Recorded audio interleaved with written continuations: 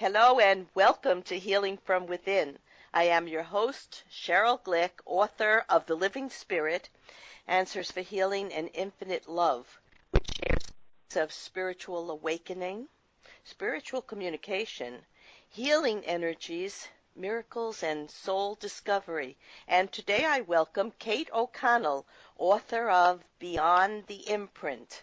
Dr. O'Connell is a child and family therapist who is dedicated to offering a variety of efficacy-based modalities to facilitate mental, emotional, and physical healing at the cellular level.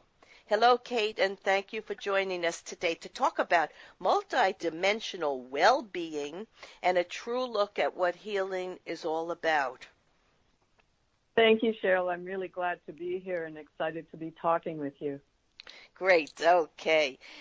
Kate, I always love to ask my guests to think back to their childhood and to remember a person, a place, or event that may have already helped them, even at that early age, to know their life path and perhaps the work and interests they would have as an adult, because I believe we are born with a plan, and the events that often happen to help us find this destiny and to know that nothing is random and nothing is to be judged as good or bad, but simply experiences, already exists within us. So think back for a moment. Oh, I don't need a moment. Oh, good. Great. So I actually write a little bit about this in the book, and of course at the time there's no conscious awareness about the fact that this is part of my unfolding and my sense of destiny and what I came here to do.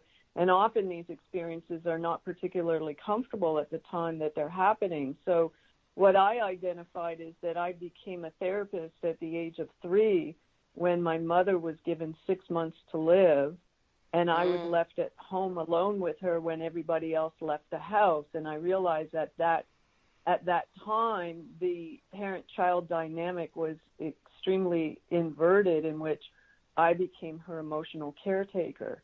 And I think just over time, all of that evolved into the awareness in early adulthood that actually it was more mid-adulthood, that becoming a therapist was an appropriate venue for me to exercise all of the training that I've received over the years from the age of 3. Mm-hmm. But yes, you were already a healer. You were already Yes. You filled with that energy and that wisdom within you of perhaps many times and places before. You also told the story that when you were 2 years old, you spoke your first word. Do you remember what that was? Well, according to the story, it was Alleluia. And what's interesting about that story is that I, nor do anybody else, have the ability to know if that in fact was true, because the point that I was making with that was it wasn't so much whether or not I actually said that, it was the response that the other family members had to that story that was what deeply imprinted me. How they felt about it, right. What they saw in you, what they felt was a quality that you already had, that they admired and respected. Now, you discussed the basic Tejas principle of the uncarved block. Could you tell us something about that? It's interesting. So the uncarved block is the understanding that prior to birth, we come in with our own innate sense of self and our own natural power, if you will, and that life experiences have a way of diminishing us by carving the block with these experiences, which I correlate to the actual imprints that I talk about in my book. And according to what I talk about in my book, we actually begin being carved at the moment of conception when we inherit the respective memories of both lineages. So through our DNA, we inherit memory, including trauma, from our respective lineages. Absolutely. Yeah. So we spend the rest of our life trying to figure out where some of our feelings and fears have come from. And they're already Yes. there with us at the beginning. That's what I was trying to say when I asked you that question, to look back to your childhood, that it's all within us. And it is part of the life journey to remember who we are as soul or energetic beings. And we are imprinted by all the experiences, both here and maybe before here, that we bring in Yes. with us, and we will need to simply recognize it, because by recognizing it, we can realize that many of these impressions are not so real or don't no longer serve us, and we can let them go. And that becomes a Yes. process we make a choice to do when we Yes. understand this. So how is it that you ended up creating a new modality in the field of mental health counseling? What did you discover quite early on at the age of 25? So at that point, I was already had 13 years of experience of working within the allopathic framework as a patient, having been diagnosed with an aggressive autoimmune disorder at the age of 12. And so that sort of propelled me into holistic healing that then evolved into spiritual seeking. And so it was a gradual unfolding of noticing what wasn't working and how we had been conditioned by the collective to believe that it was appropriate to be participating in certain healing modalities, when in fact within the allopathic model, what I experienced was the side effects were actually worse than what the original symptoms that I was experiencing They're were. talking about, the medication you had to take? Yes, absolutely. So all of that started as early as 25, when I stepped out of allopathic medicine and into energetic medicine and naturopathic and homeopathic and acupuncture and all that stuff.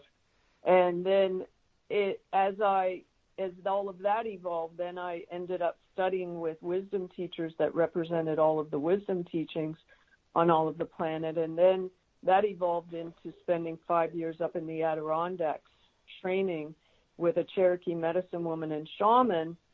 And then I had the awareness that I wanted to reach more people, so I decided I needed to become trained and knowledgeable in the Western medicine model of therapy. Psychology was the degree I got at graduate level. And then when I went through all the hoops to become licensed, at that point I was able to open up my own practice and then synthesize all of that, all of my knowledge, all of my training, all of my awareness, to create something very holistic and a very different approach to how we do therapy, because I had noticed in the first 5 years of my training that what we were doing wasn't very effective. And so it was largely by noticing what wasn't working in which I started to be able to track patterns and then identify what was underlying all thoughts, perceptions, and behaviors. And the modality that I created speaks to that, and we go underneath the behavior. We never address the behavior because that's just a symptom of everything that we're carrying within us at the cellular memory. And so that's how this modality ended up being created. Yeah, well, what you discovered was that there was a need for multi-dimensional healing, the mind, the body, and the spirit or soul, as we'll call it, because if you're only addressing symptoms with medication, the body reflects our emotional experience over time from childhood, and eventually something, will come out in the body, but the cause is far deeper imprinted within us at a cellular level, and you cannot just go to therapy and talk, because what you're really doing, if you do just talk therapy and you don't include all these other natural healing therapies, is just reinforcing the energy or the belief system that created the problem in the first place. and you never get past that. And I think that's what you discovered, that you Yes. needed to actually get to the feelings in the body at the cellular level so it could be released. And you couldn't do that necessarily through talking or talk therapy. And yeah, I know people go for years and years, and I once had a client come to me, and I'm an intuitive, and I did a reading for her, and I sensed something that had happened to her when she was very young, and over a period of time. It was quite upsetting for me to recognize what she had been through. And when I explained that she was like a rag doll, she could hardly move. She was so weak and traumatized. She told me what Yes. had happened, and and she told me after that she felt she didn't need to ever think about it anymore because someone else had shared it with her, felt it with her, and knew it, and she wasn't the victim. She was released, and we didn't really talk about it. We just sort of felt it. And we Yes. said, and she knew she was not a victim. It was the other person's problem, and she was free. So I know Yes. that's what you work with your clients or patients, as you call them. But let's get on to the central themes of Beyond the Imprint and BTI therapy. So it's the understanding that everything that we've ever experienced is being held as memory in the 50 trillion cells of our body. And that at the time that we've been traumatized or overwhelmed or chronically stressed over time, that sets us up to recreate these experiences in a cyclical fashion, because when the stimulus in the environment shows up that resonates with these original traumas, we become activated, and then we need to defend ourselves. And so we start with understanding that that's what we're at the effect of, so that we can start to train ourselves not to defend ourselves and to become aware of what's actually activating us. And it's the understanding that because our needs were not met at most earliest critical stages of development, that what we're doing as adults through our behaviors and our relationship dynamics is unconsciously attempting to get those needs met by looking outside of ourselves and expecting other people and situations to provide that.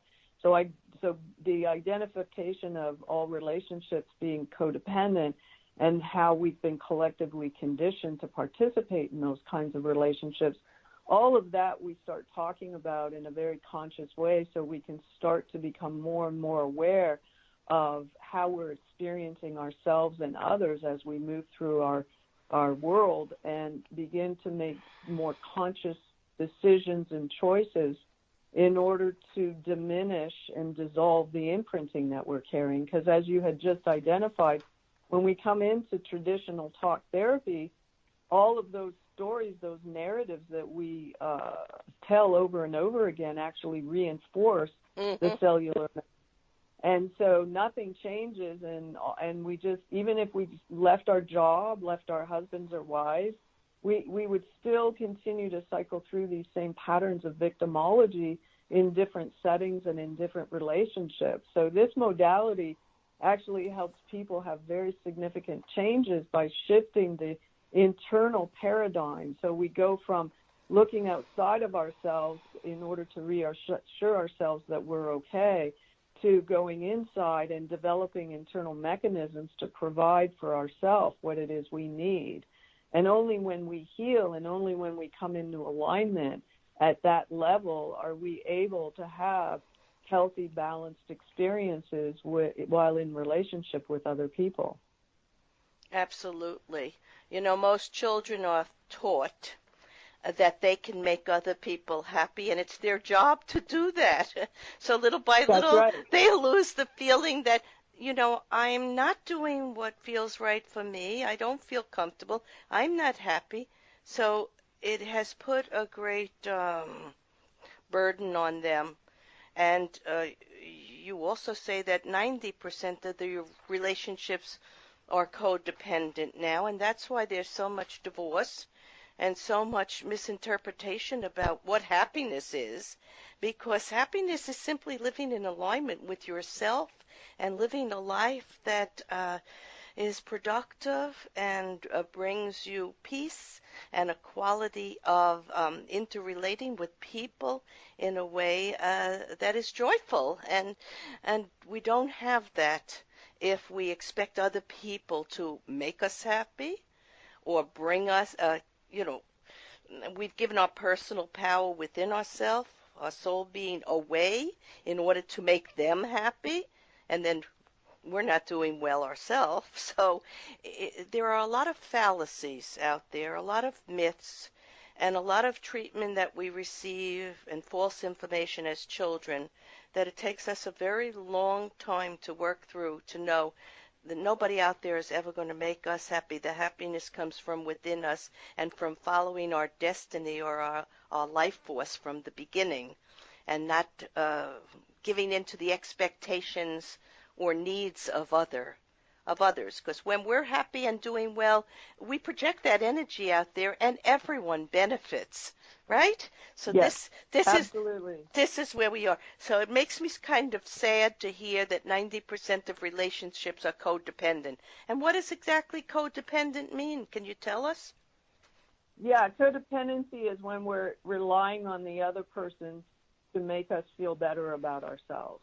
So where we require the other person to reflect us back to us in a way that it reassures us that we are lovable, acceptable, and okay. And so the reason we need that is because to the degree that our needs were not met at the very earliest stages of development, we experience that as negation. And so, we are in the physical experience inherently carrying within us very deep wounding and very deep shame imprinting that requires us to be reassured constantly that we actually are okay.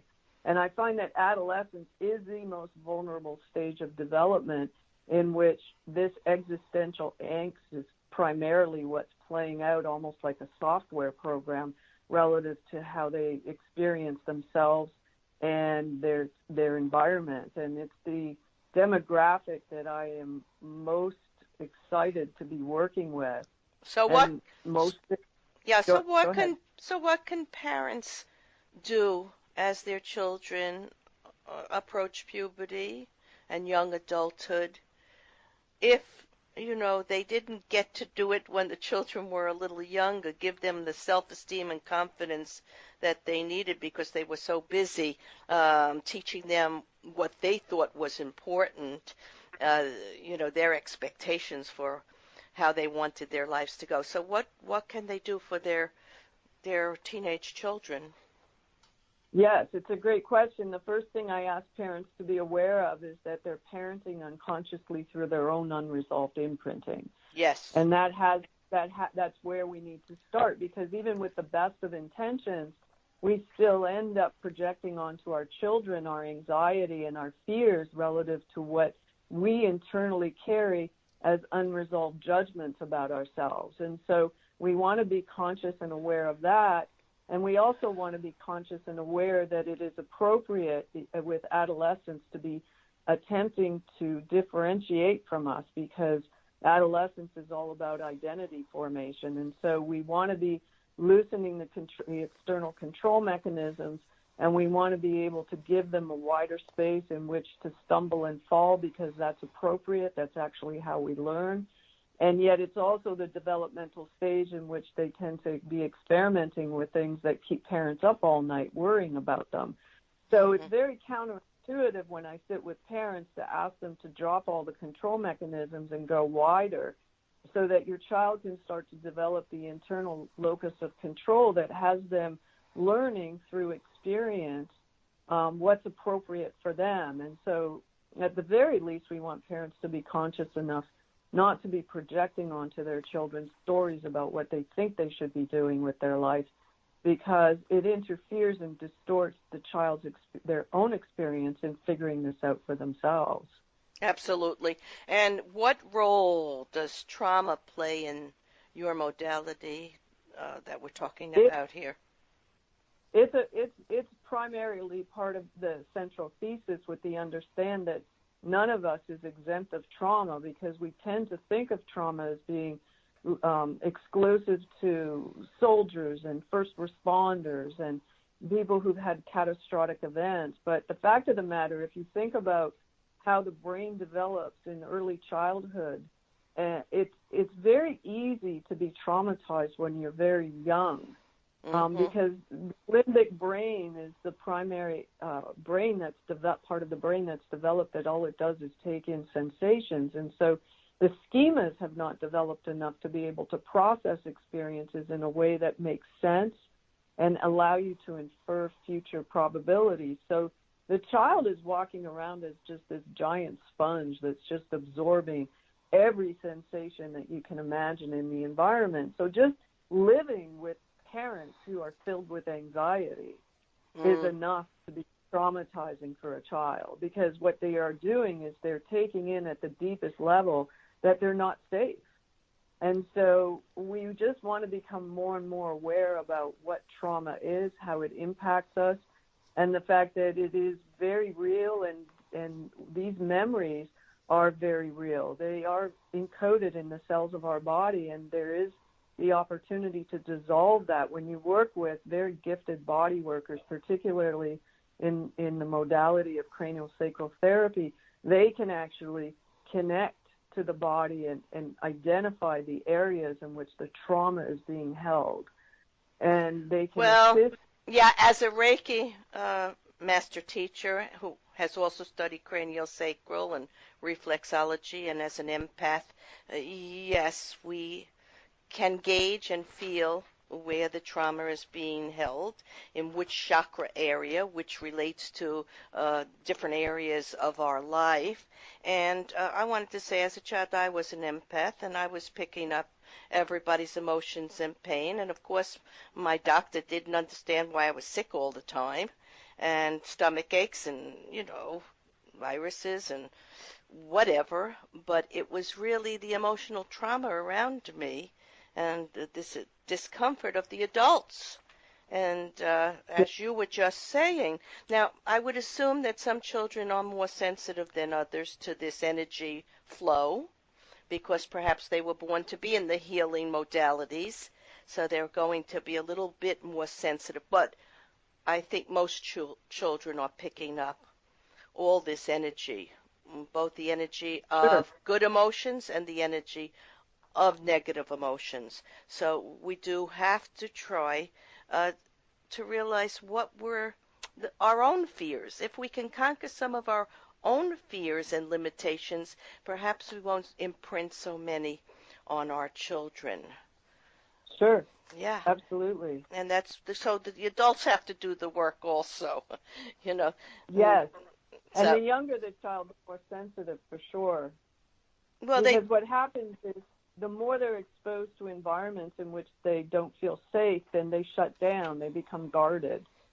And what's not spoken to in the conditioning, which really amps up when we put them in school, is just sort of not a focus for them anymore. So the younger the child that I work with, across the board, I see how incredibly psychic these children are, and they see beyond the physical dimension. But the older they get, they've forgotten. It's kind of like falling asleep. And so, yes, this is about awakening. This is about remembering. Well, it's about remembering. The reason they forget is that people don't respect and honor this intuitive healing in nature, which we were born with in order to maneuver the world in a better way, to get the most out of our environment. So they want to be like everyone else, and they don't want to seem different or strange, so they just push it away, and eventually it's like any skill. If you don't use it, it becomes not as functional.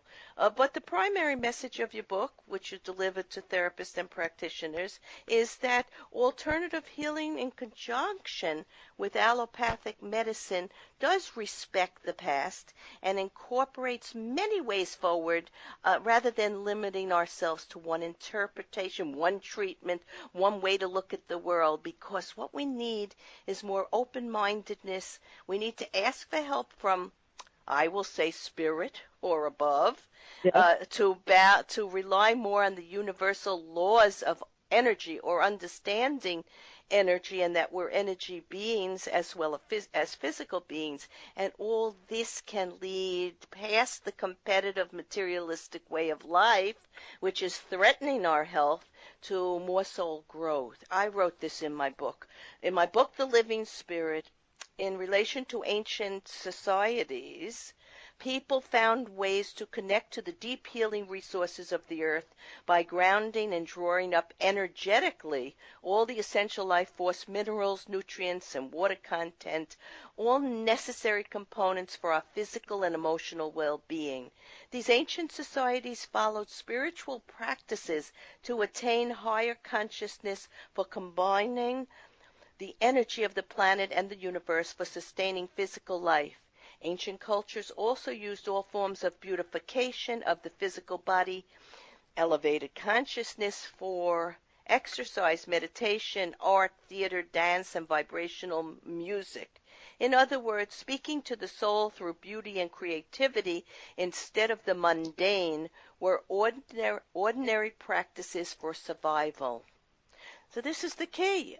It was always there, but we have Yes. lost a great deal of the beauty of nature and our own soul presence in search of modernization and technology and materialism. And it's very important that we start to get back to understanding that nothing's ever lost.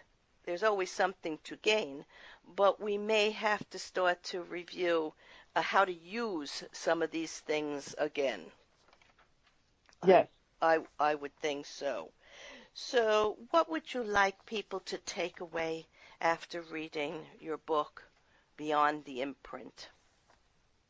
So one of the primary messages is to have people understand that they've created their experience, Mm-hmm. and therefore they have the ability to create something completely different. So, in other words, we never lose our ability to create something anew, or remember something from the past that's still valuable, and bring it into our present life. That's wonderful. Yeah, I like the way you just said that. I want to thank you, Kate O'Connell, author of Beyond the Imprint, for a clear, concise look at a new modality for mental health practitioners and those seeking help in the understanding of energy, moving beyond the mechanistic worldview of Newtonian physics to know we are intimately interconnected with our environment and everything in it. This includes the understanding that we can change what is outside of ourselves by simply changing ourselves.